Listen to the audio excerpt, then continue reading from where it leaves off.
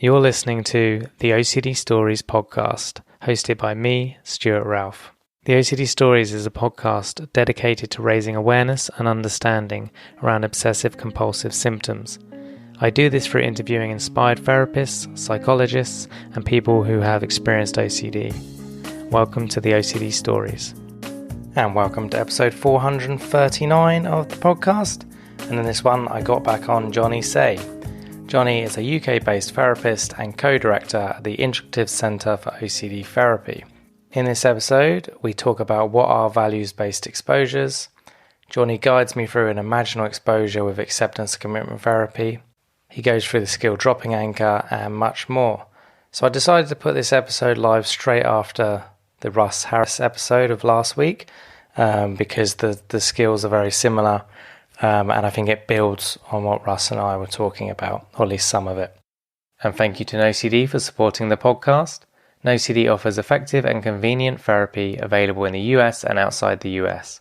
To find out more about NoCD, their therapy plans, if they currently take your insurance, or to download their free app, head to go.treatmyocd.com/the OCD stories, or the link will be in the episode description. Thank you to all of our patrons for supporting our work.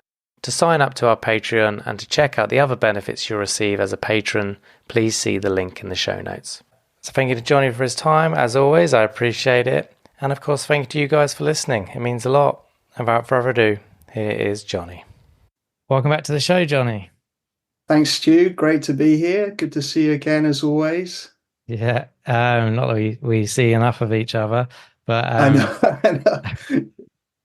So, obviously, just for context, we both run the Integrative Centre for OCD Therapy together, hence why we see a lot of each other. And we're friends. Yeah. That too.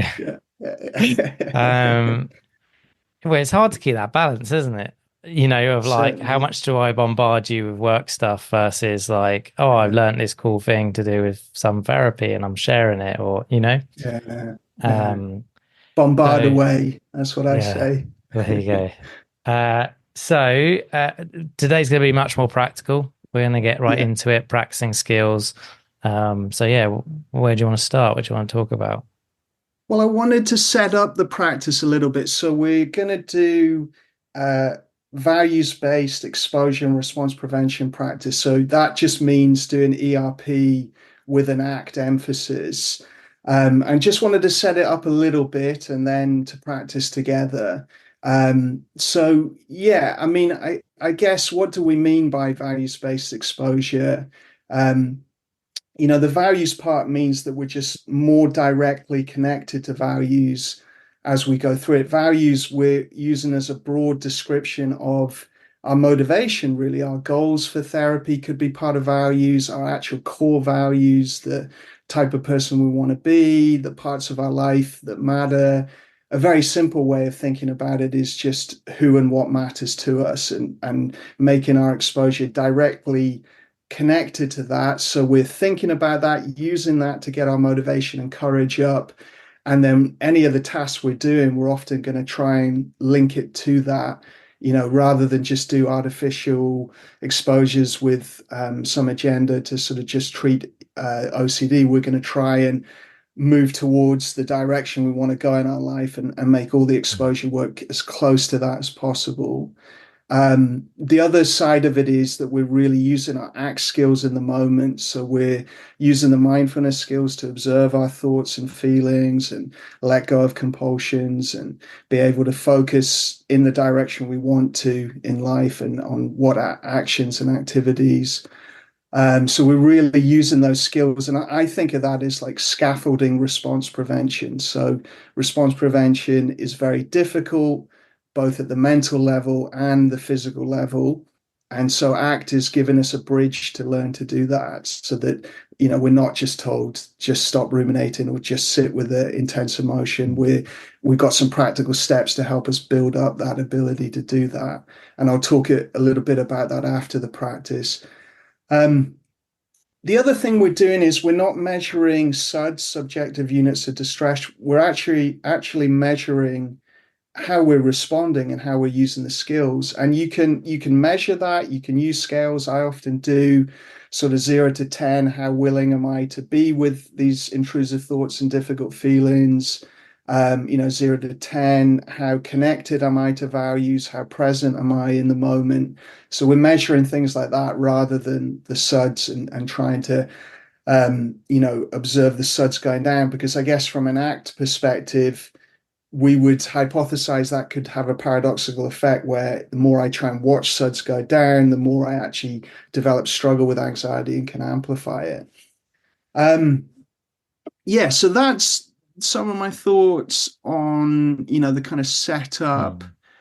Mm. Other things I was going to say was, in some ways the tasks might look very similar to traditional ERP. In fact, they might be exactly the same tasks. We just put in the emphasis on values and skills more. And a lot of people are going to do that within traditional CBT, and it's a bit of a false dichotomy. Many Mm. great clinicians are using lots of ACT or lots of metacognitive approaches, and they're using values and goals as motivators. But let's just say we're really underlining that and coming back to that a lot. Um, the other thing I wanted to say is you could see it as complementary to traditional CBT and ERP. So, it's not like, you could very much try traditional CBT approaches. And then when clients still struggle, you could bring in what we're going to do today. Mm. Or you can, as I do, just go straight to it because it's what's helped me the most, and it's what I find helps, clients with more complexity and more, people who've had difficulty with ERP and things.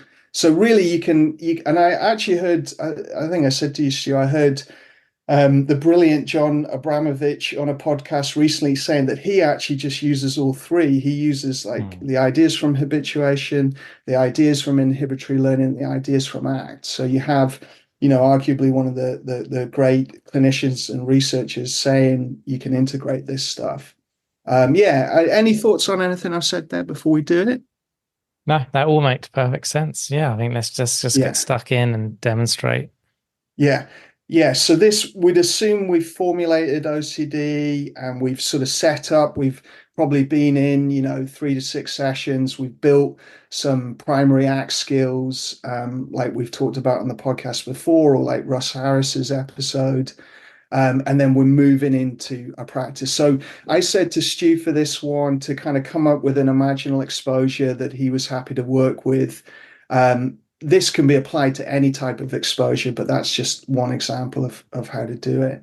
Mm. So yeah, I'm going to guide Stu as if he's my client, and he's going to have a massive breakthrough Yeah. and Cured. experience the absolute cure, best mental health he's ever experienced in his life, all from today. Mm. So yeah, so yeah, I mean, sometimes I do it kind of meditatively, but again, it doesn't have to be meditative. It can be very active, very in the world, but we'll do it a little Mm. bit like a seated practice. So if you get into a comfortable position, and you might close your eyes because we're going to do a marginal exposure, but you can keep them open if you want. And starting off with some drop-in anchors, so acknowledging your thoughts and feelings, noticing what your mind is doing, noticing what you're feeling, getting into your body a little bit. Any way you like, you could feel your feet on the ground or stretch or move, just getting into your body and then engaging with the world around you, where you are, what you're doing. And then connecting to your motivation, to your values. So think about your recovery goals, think about your core values, what you value in your life, who matters, what matters. So connect to your motivation here. And I would often do this interactively. So, Stu, if you were going to tap into a main kind of motivation right now, what would you say a main value or goal or something Uh, like that? family, like close family, as in the people I live with, Yeah. being more present with them. Yeah. Brilliant. Yeah. So reflect on that for a few seconds, maybe picture them, think about what that value means in action, being present, being engaged.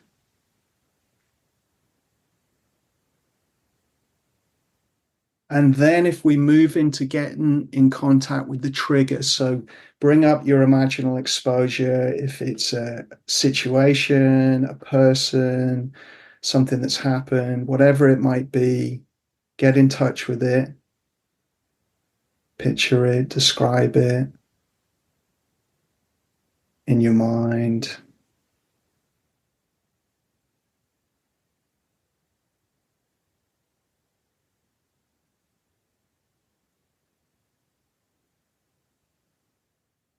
And then practicing your skills in response. So letting go of any active visualizing or thinking about the trigger and working with the reaction. So acknowledge your thoughts and feelings. Notice what your mind does in response to that. Notice what you're feeling in your body. If you're noticing any rumination or active thinking going on, let it go. Just acknowledge the automatic stuff, the feelings. And what are you noticing, Stu, in whatever you're happy to share? What are you noticing in your thoughts and feelings? Yeah, so I'm finding it really hard to let go of the image, Yeah. the rumination, um, So you're the noticing the doubt. image is still there, the image is there, the doubt. Yeah, and it's really telling myself to like, no, just focus on what your feet feel like, or move your neck. What Mhm. does that feel like? And as I was doing that, my brain was really trying to pull me back to the Yeah. image.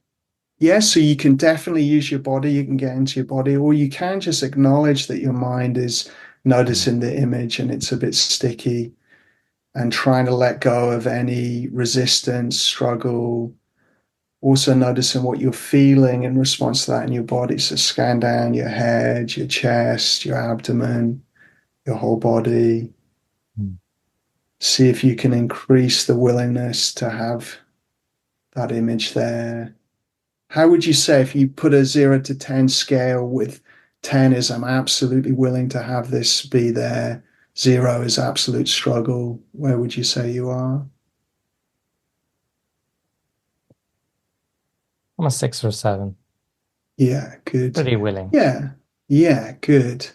So see if you can deepen that even more. And then engage with the world around you. So noticing where you are, what you can see, what you can hear, what we're doing in this moment. See if you can let that image and any rumination be in the background, or let go of any active rumination, let any automatic thoughts be in the background, and engage in where you are and what you're doing. And it's not a distraction. This is choosing to focus on things you value whilst allowing the intrusive thoughts and any difficult feelings to be there. And if we measured your presence, where would you say again, 0 to 10? 10 is I'm really present, I'm engaged in what I'm doing. I was probably at a 9 when I was using my senses. Yeah. I was So you've got good pretty present. engagement. Yeah. Excellent. Okay.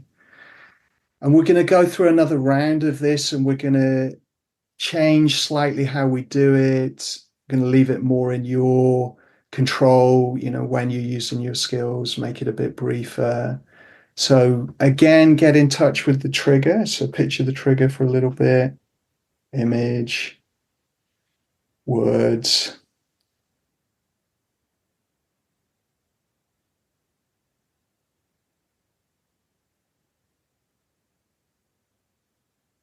And then again, using your skills in response to that. So acknowledging your thoughts and feelings, letting go of any compulsions,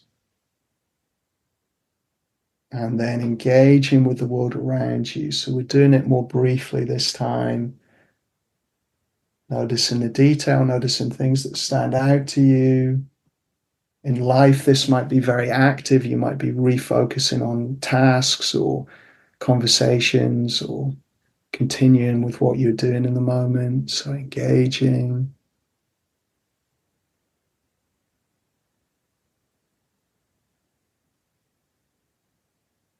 If you're catching yourself getting caught with thought at all, you could do some diffusion practice. So you could notice and name the thoughts or just acknowledge. If you're struggling with feelings, you could zoom in on the feelings a little bit and practice some acceptance skills. So noticing, investigating, making room for the feeling. If there's not much struggle and you're not doing compulsions, then just stay with engage. Engage with the world around you. So work with whatever's coming on.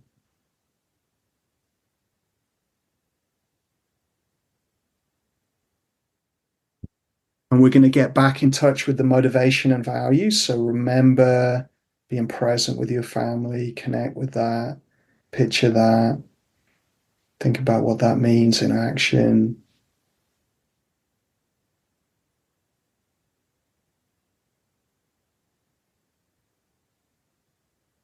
But also bring in self compassion. If you notice shame coming up or self criticism. So getting in touch with your motivation. And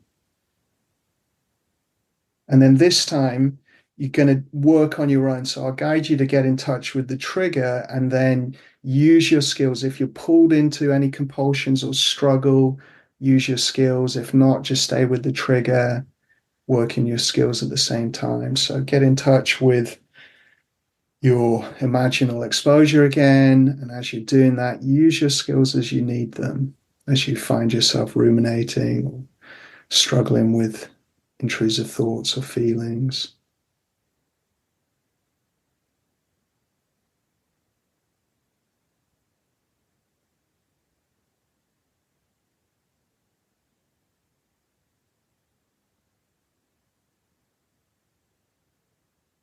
And then acknowledging your thoughts and feelings again and engaging with the world around you.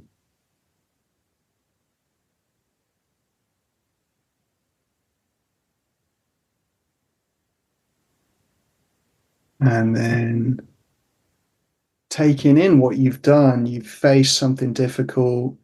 You've done that in the service of your values. You've been courageous to go towards something tough in your mind. So try and tap into that, reinforce that empowerment, that sense of I can do this, I can face this, I can get my life back.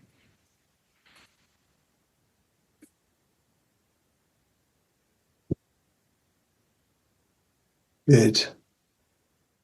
Yeah, I'd love to hear any observations, how that felt going through it, and then I'd also some ideas on what we did. Yeah. Yeah. How it felt.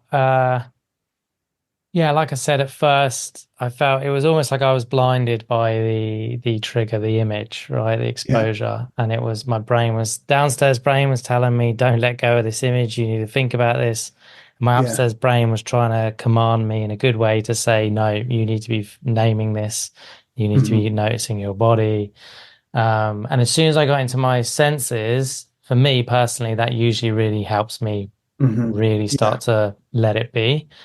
yeah, So that's why when I said a 9 on the willingness scale, and yeah, then um, yeah, and then going through it the next few times, each time the trigger got less and less, like it bothered yeah, me less and less. yeah, Um, yeah, I think I personally this time found it hard to keep naming for whatever reason. I don't usually struggle with that. I'm usually quite good at yeah, noticing and naming, but yeah. during this exercise, for whatever reason, I was finding it hard. I don't know why, but the other steps were Yeah, fine. yeah, and I guess a broad concept with that is we never have to struggle for a label or a name too much. It's just whatever's obvious. And if it isn't obvious, just label it thinking or feeling, very broad, generic.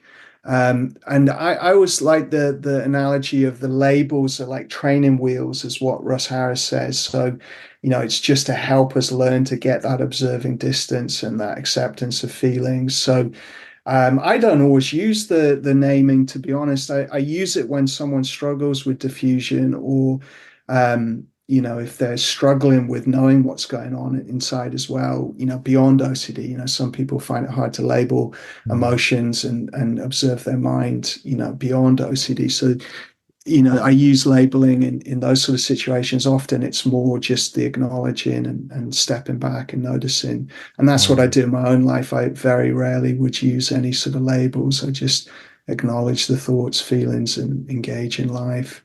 Um, yeah, we did some values connection. Now, we might have spent a lot more time in therapy really clarifying this, really getting a value statement that you've written down and journaled about and connected with Mm. many, many times. I mean, yours were there because you obviously practice this, you understand this. But, really, we might have worked that quite a bit, and we can come back to that more if someone's struggling. I might come back to that more. And the other thing I would come back to is workability. So sometimes the values on their own aren't powerful enough. People still want to avoid, and they're still, too frightened to face it. So then we've got to go, well, what will happen if we keep following the OCD? What will it cost you? How will it play out in the long run? And, be really honest about those costs and try to use them as the other part of motivation. So I might do more of that. With some people, I might do more compassionate motivation as well, use sort of compassionate self-talk and a connection to self-compassion to do that. We got in touch with the trigger. Now, we just, for convenience, did imaginal, and we did this quite quickly. We might spend a lot longer. Sometimes I'll spend half an hour longer in session, doing this with people. And obviously exposures can be an hour, 2 hours. Sometimes they're all day if you're Mm. going through it. Um, but we did it very brief and so sort of moving fairly quickly. But the trigger, yeah, it could be an imaginal exposure like that, words, images, situations, actual people that are triggers. You could do scripting and things like that there as well. It could be more physical and situational, and I'm guiding someone either with them in session, or I'm on the phone to someone, they're out in the world, or we're doing something like that, and we're doing the same process, but instead of the imaginal, we're actually in the world, doing the exposure work there. Mm. Or watching videos, reading things, looking at images, all the classic sort of exposure ideas. But again, I'm always going to try and bias towards what matters to that person in their life. What are they not doing? How can we get towards that as the primary way of doing exposure? Yeah. But I certainly do, um, imaginal exposure and sometimes mental rehearsal as well, just rehearsing the difficult exposure you're going to do later in Mm. situation. And sometimes that is enough to be triggering, or it's just good rehearsal for what you're going to do. Yeah, and just Yeah. just on that, in imaginal exposure, just maybe to illustrate those that like, well, what would I imagine, right? Just Mm-hmm. so for me, over the last couple of years, on and off, email, WhatsApp, text, you name it. Anytime I'm writing something down, usually to people I don't know, work emails and stuff like that. I was getting lots of worries and doubts and about what have I wrote? If I wrote something that is going to cause great harm to someone, and then the Yeah. compulsion was, well, one, ruminating about it, but two, rereading emails multiple times to the point where the words don't make any sense anymore. Yeah. Um, Yeah. so I'm doing better in that front, but I used that. So the trigger for me was just thinking about my inbox and seeing certain buzzwords that may trigger me. Yeah, yeah, yeah. Great, perfect. So you're using, yeah, the literal trigger. I mean, I like to do imaginal exposure with the triggers, really. You can do it with the obsessions, and you can do it with, core fears and worst case scenarios, uncertainty, things like that. But I tend to build up to that. I find that so many Mm. people are pushed towards that. And then when you talk to them about their experience, actually they're either white knuckling that to try and get rid of OCD, or they're Mm. doing that and they're subtly reassuring themselves or confusing themselves with their reaction to it, or basically it's triggering more mental compulsion. So I see that as more the advanced stuff that we build up to, and the place to begin is, well, often the place to begin is just with the baseline conditions of OCD. If someone's in crisis, it's just getting on top of that and getting Mm. good response prevention in place, good ability to handle that distress and difficulty and function, and then move into exposure to trigger. So it could be image visualizations of the sort of situation that triggers you, like you described there. Mm. It could be the person that triggers you. It could be the task, the activity. So it could be if you've got taboo OCD themes, POCD, sexual orientation, things like that. It might just be the people out there in your life that are triggering you with harm. It could be the activities. With relationship OCD, it might be literally just the person. It's finding what we can do that just triggers the obsessions and then the urge to do compulsions, and starting at the level that is workable. From an app perspective, we don't want to just launch into exposure at a level where it causes more mental compulsions to happen and more struggle with the trigger, and hope that somehow that's going to habituate, or we're going to, somehow get inhibitory learning. Instead, we want to work at a level where we can access our skills. So we built the skills very strong. Then we can use them to do response prevention, and then we kind of move up. And then it's a classic hierarchy or exposure menu, and you can work through those stuff.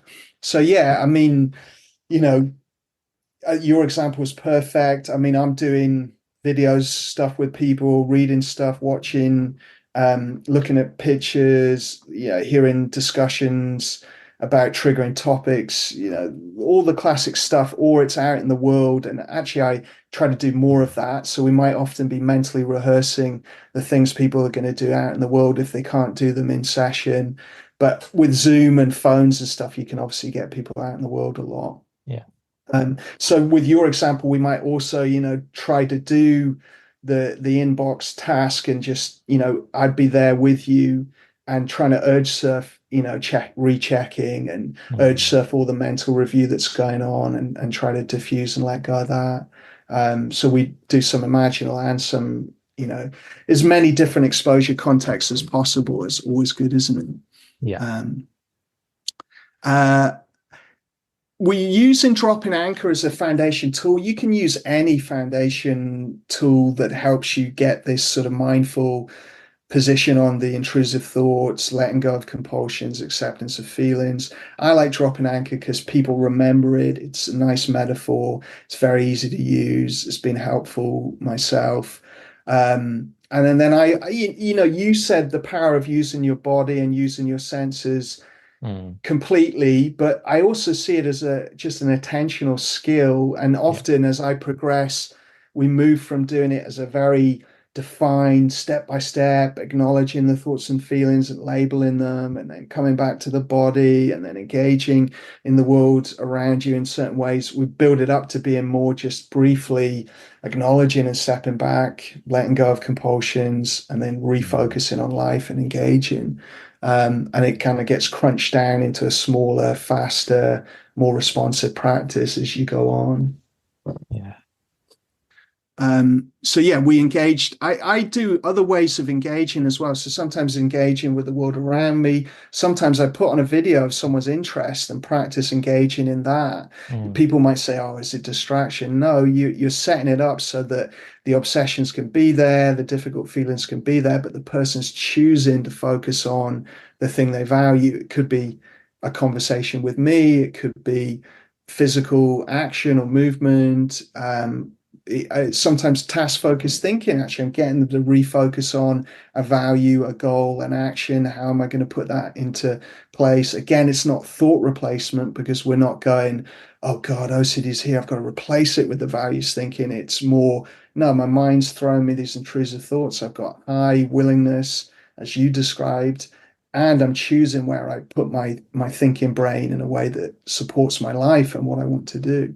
And I find this is all a lot more like life, because people sometimes see exposure as a bit like this, I'm getting a dose of my exposure and then it's going to help me in life. Whereas I see it more, we are learning skills to then bring into life when we're triggered, when we're talking to people, when we're working, when we're doing our hobbies. And, we want to be able to engage well in life. So the engage part's really important to me. Mm. Um, yeah. And anything else I would say there? Yeah, I mean, I start with a lot of interactive practice because, that's a way of strengthening these mindfulness skills because people are observing and describing, and, that helps them start to step back and look at it. It's also easier to face the OCD if you're in connection with someone and, you able to verbalize Mm. and connect with someone as you're going through it.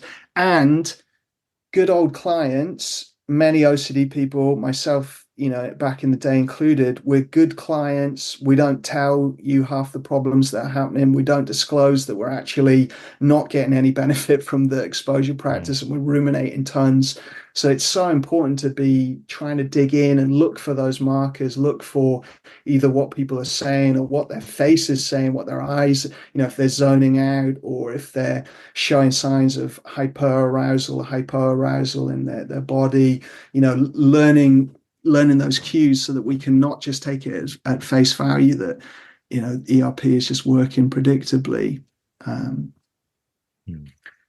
the other thing with something like that is I see it like a progression. So as you saw in that one, the first time, there's lots of guidance. It's very interactive. The steps of dropping anchor are very long and defined. I might actually be pausing videos, pausing physical tasks, really taking our time with it. And then level two is much briefer versions of that. I'm still guiding someone, but it's like quick, Mm. fast, enough to get diffused and let go of compulsions, enough to get refocused on values. And then finally, the third level is self-directed. The client's doing it. They might not be doing so much engage in other things. They may stay focused on the trigger, or if it's watching a movie, or if it's changing their baby's nappy, or it's cutting food for a meal. We're staying with that the whole time and just using skills as we get distracted from what we're doing and we start to ruminate or we feel strong emotion and that starts to distract us, then we're using the skills. So I see it like a step-by-step progression like that as well. Yeah. So yeah, so what was I gonna? Yeah, I've got some anticipated criticisms because I've Okay, heard a go for it. lot of them. So I'll move into that in a second. I'm just gonna say one more time, this is just another approach, another option. Yeah. Like everything, it's not going to work for everyone. It's not like I'm sitting here saying I've got the magic bullet that can help everyone. I'm biased towards this because this is what helped me. And I had tried traditional ERP with world-class people multiple times. And this was what was most helpful, approaching it in this way. But you can very much run through, as I said, the CBT traditional, you know, habituation, inhibitory learning, and then move more into ACT. We can add in compassion. We can add in, you could even integrate it with other newer approaches that are coming up. Mm. ACT is not the only way to get these skills. You can do metacognitive therapy. You can do mindfulness-based cognitive therapy. The types of stuff that good old John Hirschfield, Charla Nicely have in their books. You could be doing DBT, dialectical behavior therapy. Metacognitive therapy, I think I said, is I see it very similar to this. I'm not sure they see it that way. They sometimes distinguish from ACT quite a bit, but to me, as a practitioner, it all feels very much the same. Yeah. Rumination focused ERP, even I would say, there's similar sort of ideas and things going on. So in some ways, you want to pick what resonates for the person. And compassion focused therapy has a lot of mindfulness based stuff built into it before you move into compassion work. So it's just learning some way to be able to observe this really difficult stuff in our thoughts and Yeah. feelings and not react. So we need something to train that. Yeah, and refocusing, as you say, training Yeah, your attention. Because yeah, if you're focused on something else, what you're not doing is ruminating or yeah, thinking about the yeah, compulsion. yeah. The other thing I was going to say was people will often, I don't know if you get this, Stu, but people will say, actually, I can't get triggered in session. Some people say Yeah. this.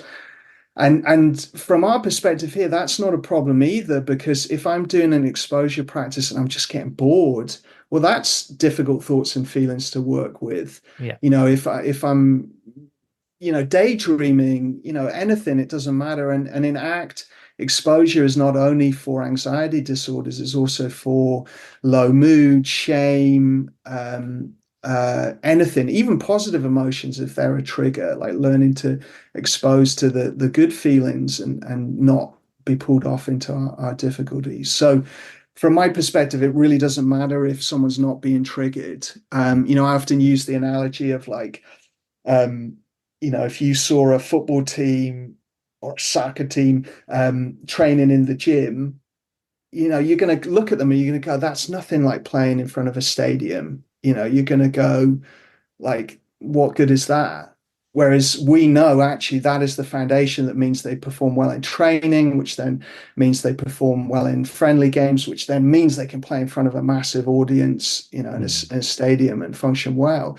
So easy exposure work, easy skills work is like being in the gym and building it up to Mm. face the difficult stuff.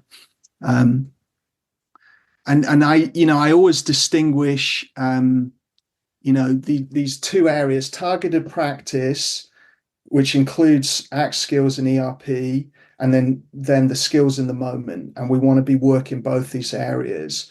So we're not just doing targeted ERP and then hoping that somehow gets into the day. We're very much training it systematically so it's there for you. And then I think, that was what was most helpful for me. I don't know if you feel the same, Stu, but that combination of being disciplined, dedicated, every day minimum half an hour of exposure work and ACT skills, and then being relentless in the moment, as I'm triggered all day Mm. long, I'm practicing this stuff. And you get that combination, you're in a good place. What do you think? Is that your experience? No, I think you're right. I was probably more doing it in a dedicated way, ad hoc. So every time it was coming up, I was using the ACT skills or I was leaning into it in an Yeah. ERP way, pulling back on the compulsions. I was probably not so good with the homework part, but Hmm. I was applying the skills, but I wasn't Hmm. sitting down to do it intentionally Yeah, yeah, a lot yeah. of the And time. that's most clients are like that, right? That's Yeah. most of my clients, not, most people struggle to be very disciplined. I was disciplined at the time because I was in an absolute crisis and I Hmm. was, rock bottom, Yeah. distressed all day long and feeling suicidal. And I was like, I'm going to go Yeah. for this. But plenty of times I wasn't like that. And it was more, Mm. um, you know, do well for a little while, then fall off it and then slip and recommit. Mm. But yeah, this stuff gets challenged a lot, right? Because, and quite rightly, we want to be challenged. Any good scientific approach wants to receive challenge and to be made to think about stuff. And we shouldn't be defensive about anything in OCD treatment, right? We shouldn't be defensive about ERP or anything. We should be, curious and trying to learn. Um, Mm. one, I've got a few of the major criticisms, and I'm sure you can think of some as well. But a big one is like, this is all unnecessary. You don't need to do these steps. Traditionally, ERP works. You can just stop ruminating, just stop mental compulsions, just sit with feelings. Just stop physical compulsions. And for that, I would say, like for many of us, and definitely for me, it was impossible to drop mental compulsions without training and without practice. I didn't even know I was doing them. They're so automatic. I try and drop them and then they just, shape shift and come in a different way, a different form, or it would switch to more threat monitoring. If I stopped ruminating, I'd be monitoring sensations and body Yeah. feelings. It's just so complex and quick and difficult to catch. So without some training in this, and I think again, sometimes clinicians haven't struggled with this, or they are very logical, precise people that their minds aren't that much of a mess. They are quite good Mm. at like focusing because they're successful and they've, had very successful academic careers and they've good attentional skills and things like that. Most of us struggling with OCD are not like that. Our brains are an absolute mess, and without training, it's very difficult to do it. That was my experience. I don't know about you. Yeah, I was going to say, I mean, I don't know. Clinical psychologists, when you're saying about professionals, clinical psychologists come to mind.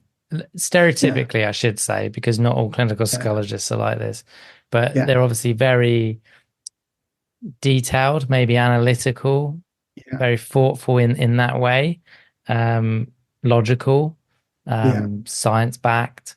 yeah. So maybe their minds are a bit more rigid in that way, and maybe And it's therapists. easier. I think Yeah, that kind of mind, it's easier to just drop compulsions. exactly. Yeah. You don't have this kind of inception layering of compulsion on compulsion on, just doubt, doubt, doubt, doubt, doubt. So to have something to train with that, same with feelings. I don't think everyone experiences the same level of distress. I think some people have higher, their nervous systems are louder and you can see it. Like some people literally do throw up when they're anxious, whereas other people just feel nauseous, or people do pass out, or like there can be.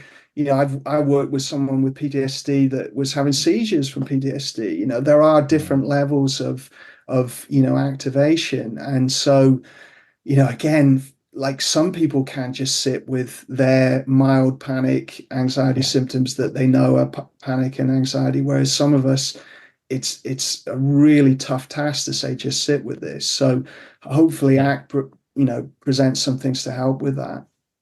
I um think it does. Like if I think about some of my clients where I've not used ACT and we've just done ERP, they're doing compulsions. And it's no fault yeah, of their own.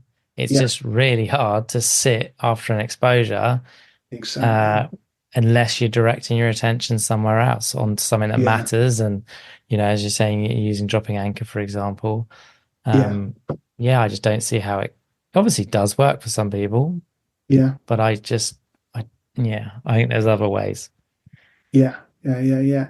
And my experience as a clinician, and I mean, through the center, I mean, we are getting weekly inquiries from people who've tried traditional ERP and haven't had success with it. Mm, And many of them have worked with top centers and top clinicians, well-known people. And again, I'm not saying we have the magic bullet either, no. but it's just clearly not one thing works for everyone. There's different approaches, and certainly I can't make this stuff work with everyone either. And but it's good to have some different options and some things that have a rationale for certain personality styles, attentional styles, thinking styles. And ERP has a high dropout rate, right? Abramovich's research is sort of between 12 and 50%. I mean, in studies, I mean, studies where it's 50%, that's high, right? So, That's massive. um, yeah, and treated patients report having higher symptoms than members of the general population. So even when it's worked, there still can be high symptoms. So we need something to cope with that and to be able to Oh, handle that. yeah, on that recidivism, is that what they say? Recidivism, which is the Sounds dropout. about right. Yeah, Oh yeah. I'm not sure if I'm pronouncing it right. The when I think about that, I think that is those studies. I should probably read the science, but those studies are probably I have historically, but those studies probably short-term based trials, right? Mhm. So if Yeah. you're trying to get significant symptom reduction in 12 sessions, your Yeah. therapist is going to be pushing you really hard, and then I can Yeah. imagine the dropout rate's going to be high. It's But I a think good even with point. Yeah. traditional ERP over 6 to 12 months, I imagine the dropout rate reduces significantly because Yeah. they're Yeah. not being pushed at a rate that's too much for them. Yeah.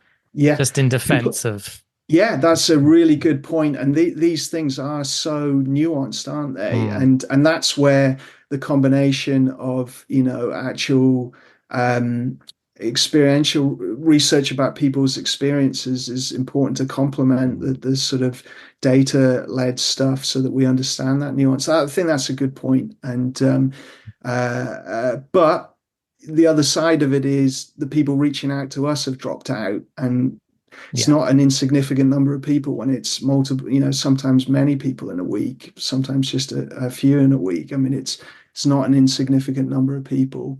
Um, And do you know, Johnny, whether they've dropped out because it was too hard or whether they've dropped out because it wasn't helping? well, both, and they haven't Okay. always dropped out. They've completed and then Oh, not okay. had the benefit they wanted either. Yeah, I mean, I think it's all of those things, but certainly some people are dropping out early because it is too intense. I mean, I'll come on to it in a minute, but there's also when people are pushed too fast in exposure, and some of the things I've heard you wouldn't believe in terms of what people were sort of coerced into doing, and then may have had 10 years of stuckness and setback after someone, pushed them into an exposure that they didn't agree to doing. And that does Yeah. happen, and that happens even with, well-known places I've heard. And so, yeah, it's the take-home point is that it doesn't help everyone, right? So it's good to have options and different approaches, and um, this is one of the many, I would say, and many clinicians are doing this really anyway. Lots of,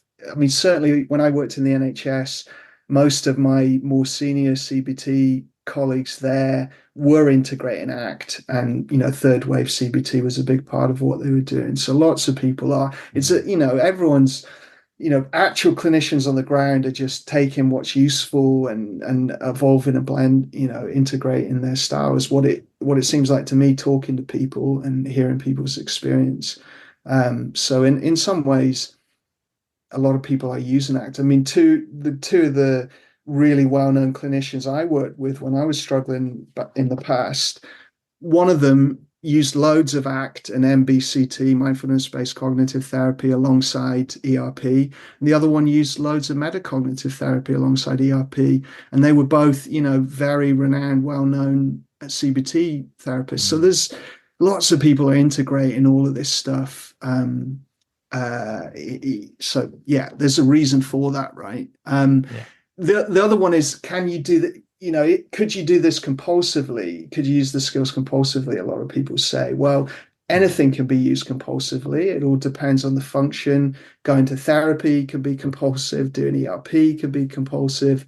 That's about, we've got to clarify the function that is about accepting the automatic stuff, the intrusive thoughts, the difficult feelings, or if you don't like acceptance, distress tolerance or willingness, allowing that stuff to be there and not reacting with compulsions, and then engaging in life and not distracting, but pursuing and moving towards stuff. So rather than trying to move away from OCD, the function of this is to move towards values. So the function dictates whether it's compulsive or not.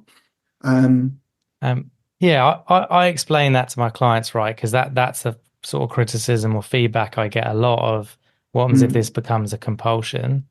And yeah. I explain what you said, it's all about the function and intention and all of that. But I kind of end by saying, but worst case, even if you do it for the wrong reasons, it's still probably better than going and washing your hands if that's your compulsion. And if it's helpful, in living Yeah, your life, yeah, I mean, that's where exactly. ACT goes. Workability is the most important thing of everything. If it Mm. helps me live a more values-based life, it doesn't matter really.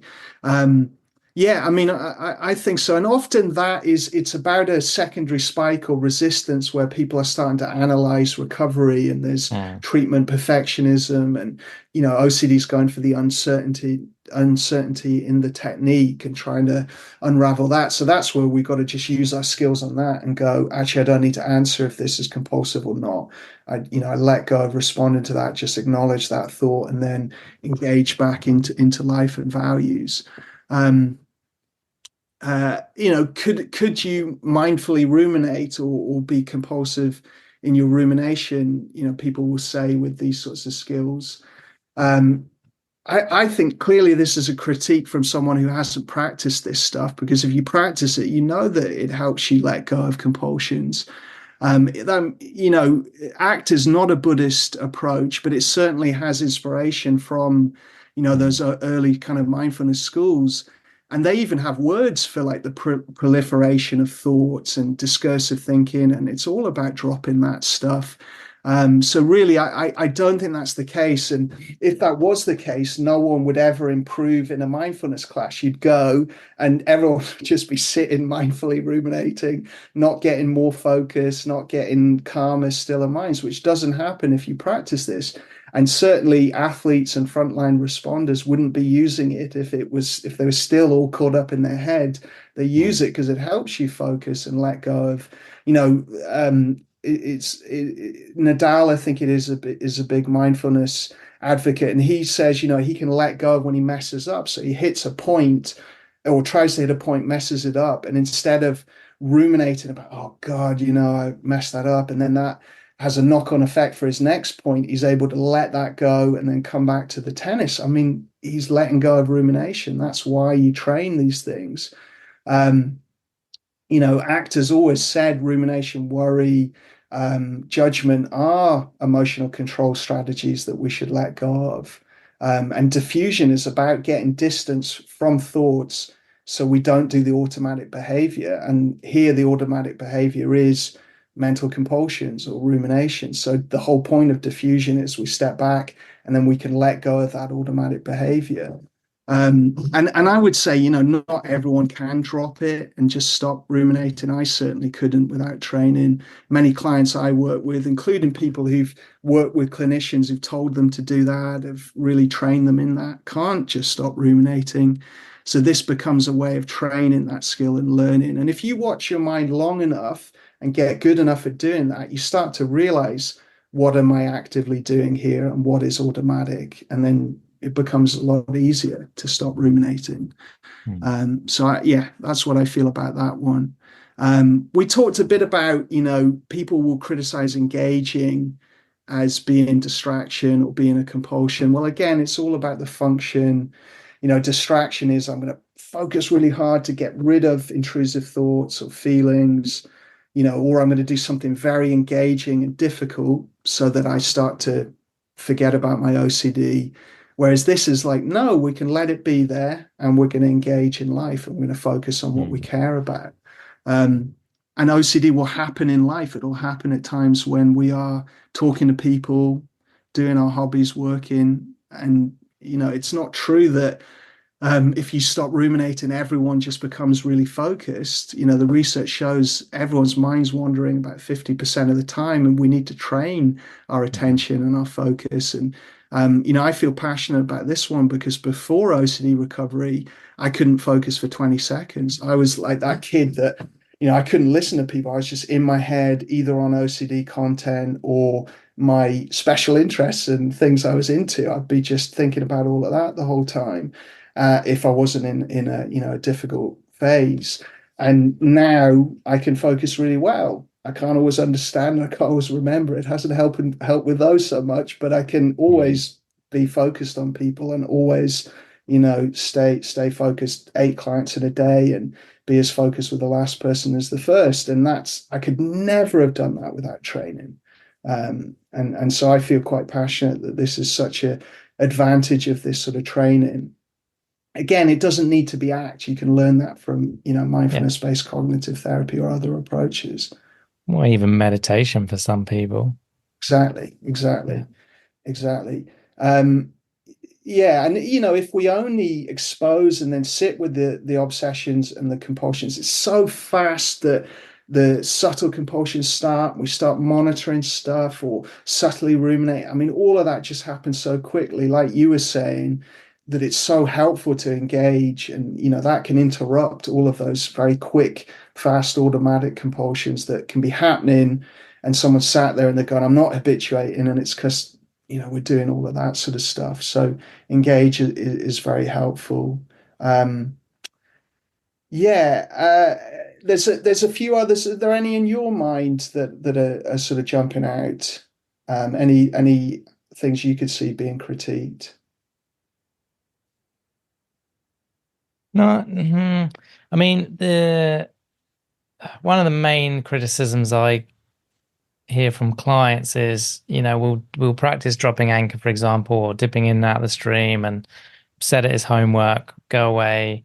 And they're like, "Oh, did you try dropping anchor this week?" And they're like, "Yeah, I did, but it didn't really that it didn't help. Thoughts Yeah, and feelings yeah. were still there. That's one, and Mm, it's like we're not trying to get rid of them. We're just trying to get a little bit yeah, of distance so we can focus on something else. But I hear that a lot over several weeks where they're not quite grasping that I want them practicing this like a lot of the time, you yeah, know, yeah, yeah. really deepening that skill, and ad hoc when it comes up, I want you noticing and naming, and sometimes that can take a while to get in, but I think when they get it, they start to see the benefit, and then they're Mm, all in, mm, but mm. it's Yeah, I think it's yeah, difficult, isn't it? Because everyone, reaches out to therapy when you're in overwhelming pain and you just want to be out of the pain, and we're searching for ways out of the pain. And that's some of the clients I struggle with the most is, someone who's kind of half wanting to try what we're talking about here, but the other half of them's like, where's the miracle bullet, the thing that will yeah, just get rid of this.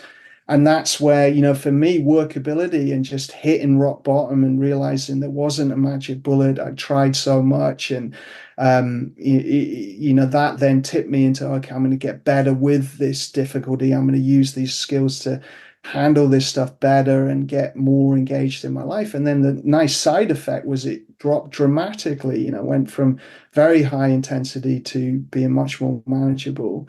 But that's hard. I mean, that's the real challenge of ACT is how do we get people into that frame? And I think, like you're saying, it can take a few weeks. It can take lots of practice, practicing together in session, trying to mhm, undermine that agenda of control and trying to use the values as the motivator, the goals and things. Let's measure and track that rather than what's going on inside and how overwhelming it is. So the last one, and there's a lot more criticism that could come in, is really the evidence base. But I just wanted to say the American Psychological Association do see ACT as a treatment for OCD with modest research support. So it's certainly growing. There's some great meta-analysis showing that there's potential there, and certainly as an adjunct to ERP and as we're describing it here. And that there's low dropout rate, and participants report it as being very high satisfaction, which is good. And I think if you look out in the OCD community, the strong recovery stories, you always hear acceptance, you always hear connection of values, you hear yeah, people getting better at handling the symptoms and getting back to their life. So I think that your podcast tells us that, right? The people who've done really well. I think you can point at the ACT processes and what they're describing. yeah, yeah. No, I agree with you. I agree with you. Yeah, there's some good studies. Um, so look, thank you so much for talking about this topic, doing this exercise with me. Obviously, if we had more time, we could have gone into more detail. But yeah, no, I appreciate it. And of course, anyone interested in the 10-week group we run at the center where you practice ACT skills with people, they can check that out on the website. I'll put a link in the show notes. Brilliant. Yeah, definitely. Thanks, Stu. And I wish you all the best with your amazing mental health now, having done that practice, that, complete shift Yeah, and change in your life. Look forward to hearing about that.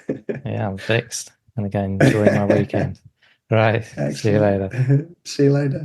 Thank you for listening to this week's podcast. And thank you to our Patreons who helped make this episode possible. And if you would like to find out more about Patreon and the rewards and benefits, then there will be a link in the episode description. If you enjoy the OCD Stories podcast and would like to support us, please subscribe and rate the show wherever you listen to the podcast. And thank you to NoCD for supporting our work.